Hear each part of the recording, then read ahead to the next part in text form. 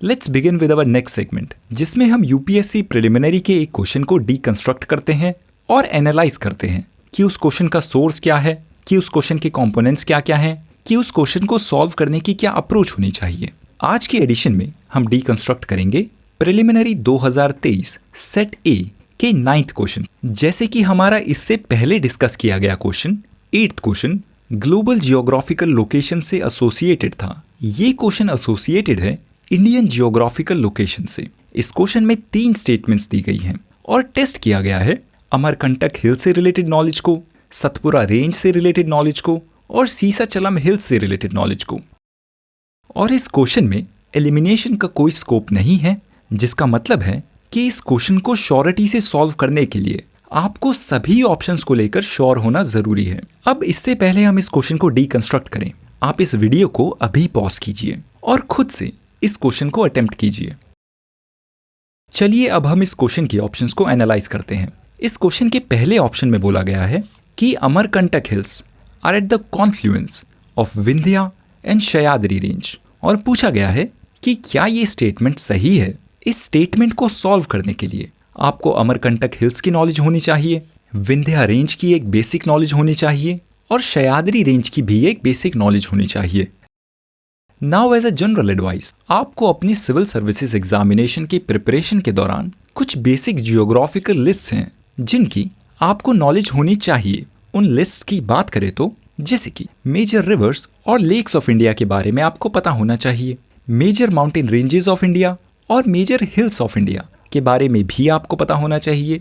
आपको major sea ports of India के बारे में भी पता होना चाहिए, आपको मेजर डैम्स और रिजर्वॉयर्स ऑफ इंडिया के बारे में भी पता होना चाहिए, और आपको मेजर जियोग्राफिकल लोकेशंस जैसे कि LAC से एसोसिएटेड रीजन्स या फिर न्यूज़ में मेंशन किए जाने वाले रीजन्स जैसे कि कच्चातीवू आइलैंड्स वगैरह के बारे में आपको पता होना चाहिए। और जब आप इंडिया की मेजर हिल्स के बारे में किसी भी सोर्स से पढ़ेंगे, आपकी उस लिस्ट में अमरकंटक हिल्स जरूर इंक्लूडेड होगा। और अब हम बात करते हैं अमरकंटक हिल्स की। इन हिल्स को माइकाल हिल्स के नाम से भी जाना जाता है। ये मेजरली मध्य प्रदेश में लोकेटेड है और इन हिल्स की खास बात है कि ये अमरकंटक हिल्स विंध्या रेंज और सतपुरा रेंज का एक मीटिंग पॉइंट है। मतलब अमरकंटक हिल्स पर विंध्या रेंज और सतपुरा रेंज एक दूसरे से मिलती हैं। इस हिल से नर्मदा नदी, सन नदी और जोहिला नदी भी इमर्ज होती है। अब इस नॉलेज के साथ इस क्वेश्चन के पहले ऑप्शन को एनालाइज करते हैं। उसमें पूछा गया है Amarkantak hills are at the confluence of Vindhya and Sahyadri ranges. मतलब अमरकंटक हिल्स विंध्या और सह्याद्री रेंज के संगम पर लोकेटेड है। अब आपको ये भी पता होना चाहिए कि सह्याद्री रेंज वेस्टर्न घाट्स का एक पार्ट है जो वेस्टर्न इंडिया में लोकेटेड है और इस रेंज से काफी दूर है। इस बेसिक डायरेक्शन की नॉलेज से ही इस ऑप्शन को इजीली एलिमिनेट किया जा सकता है। This statement is false. अब बात करते हैं सेकंड स्टेटमेंट की, जिसमें बोला गया है Biligiriranga hills constitute the eastern most part of the Satpura range. मतलब सतपुरा रेंज के ईस्टर्न मोस्ट पार्ट पर बीलगिरीरंगा हिल्स है।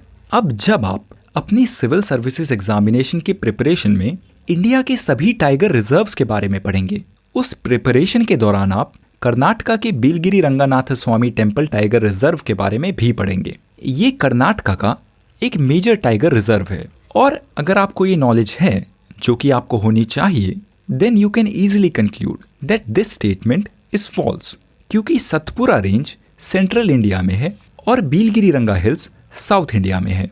This second statement is also false.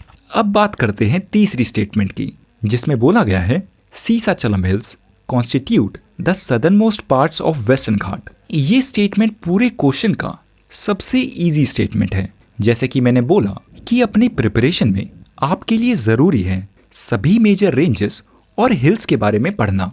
और जब आप ईस्टर्न घाट्स के बारे में पढ़ेंगे तो आपको पता चलेगा कि सीसाचलम ईस्टर्न घाट से एसोसिएटेड है। और ये नॉलेज आपको एक दूसरी जगह से भी मिलेगी। जब आप इंडिया के सभी बायोस्फीयर रिजर्व्स के बारे में पढ़ेंगे, सीसाचलम बायोस्फीयर रिजर्व इंडिया के गिने चुने 18 बायोस्फीयर रिजर्व्स में से एक है।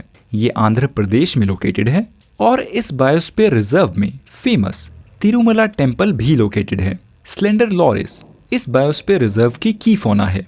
तो इजीली कंक्लूड किया जा सकता है कि ये तीसरी स्टेटमेंट भी गलत है।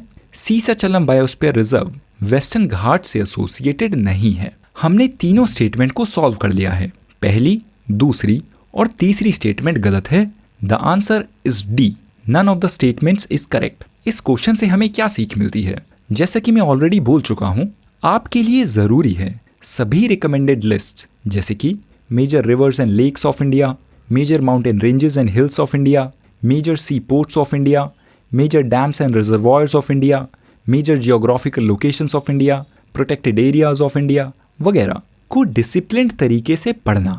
ऐसा सक्सेसफुली करने से आपकी ज्योग्राफी की प्रिपरेशन काफ़ी एडवांस हो जाएगी और ये नॉलेज आपको काफ़ी और जगहों पर भी हेल्प करेगी।